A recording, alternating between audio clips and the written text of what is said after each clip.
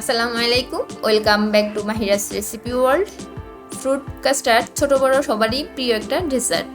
আজকে আমি আপনাদেরকে রেগুলার ফ্রুট কাস্টার্ড থেকে টেস্ট এবং টেক্সচারের দিক থেকে একটু ব্যতিক্রমী ইয়োগার্ট ফ্রুট কাস্টার্ড তৈরি করে দেখাবো, যেটা আপনারা বাসায় একবার তৈরি করে খেলেই বুঝতে পারবেন এটা কতটা টেস্টি।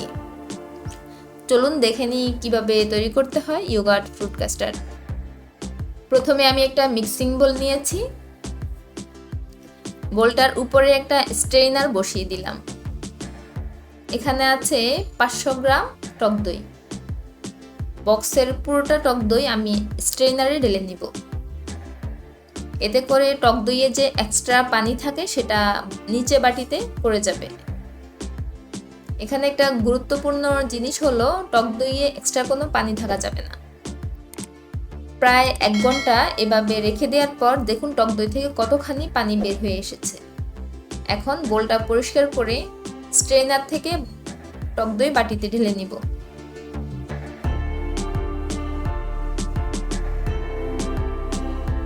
একটা স্প্যাচুলা দিয়ে টক দইটা খুব ভালোভাবে মিক্সড করে নিব।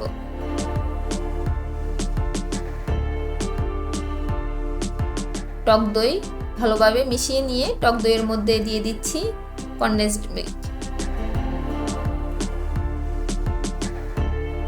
এখানে প্রায় 1 কাপ কনডেন্সড মিল্ক আছে। মিষ্টির পরিমাণটা আপনারা আপনাদের টেস্ট অনুযায়ী বাড়িয়ে বা কমিয়ে দিয়ে নেবেন। এখন কনডেন্সড মিল্ক টক দইয়ের সাথে খুব ভালোভাবে মিশিয়ে নিব। মিশানো শেষ, আমি এখন বাটিটা এক সাইডে রেখে দিব। এখানে আমি 1 কাপ হুইপড ক্রিম নিয়েছি। হুইপড ক্রিমটা আমি 1 ঘন্টা ডিপ ফ্রিজে রেখে ঠান্ডা করে নিয়েছি। এখন একটা ইলেকট্রিক বিটার দিয়ে ক্রিমটা বিট করে নিব।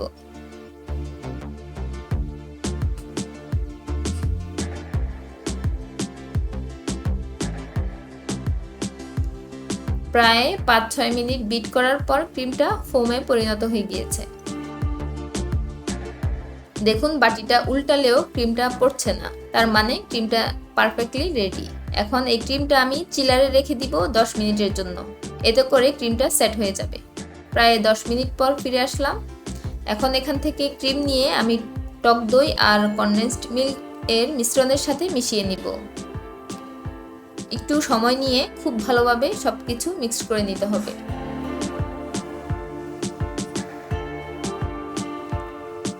মিশানো শেষ, এখন আমি ডেজার্ট কাপে এখান থেকে কিছু ক্রিম নিয়ে নিচ্ছি।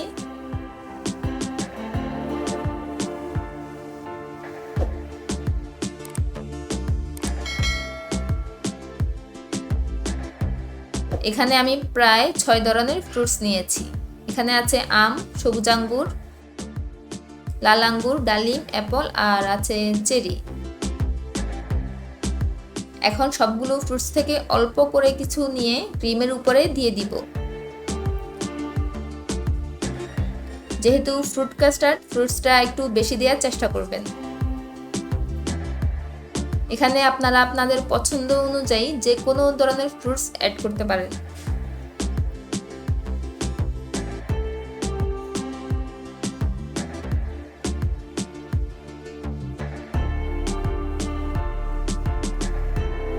ফ্রুটসের লেয়ার দেওয়া শেষ হলে আমি আবারও ক্রিমের আরেকটা লেয়ার দিয়ে দিব।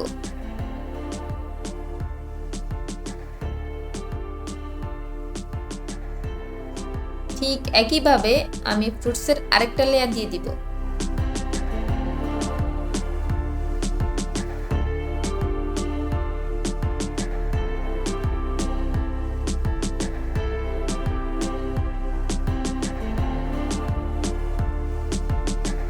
এখানে আমি কিছু হুইপড ক্রিম পাইপিং ব্যাগে নিয়ে নিয়েছি। এটা জাস্ট উপর দিয়ে একটু ডিজাইন করে দেওয়ার জন্য। আপনারা চাইলে এটা চামচ দিয়েও দিতে পারবেন।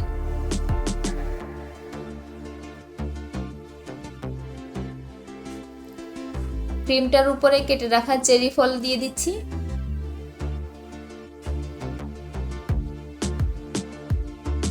তৈরি হয়ে গেল খুবই tasty, creamy, yummy yogurt fruit custard. খুবই ঝটপট তৈরি করা যায় এই ডেজার্টটা। আপনারা বাসায় অবশ্যই একবার তৈরি করে দেখবেন। আশা করছি আপনাদেরও ভালো লাগবে। যারা আমার চ্যানেলে নতুন তারা অবশ্যই আমার চ্যানেলটা সাবস্ক্রাইব করে নেবেন আর আমার ফেসবুক পেজটা ফলো করবেন। আজ বিদায় নিচ্ছি, দেখা হবে নেক্সট রেসিপিতে। আল্লাহ হাফেজ।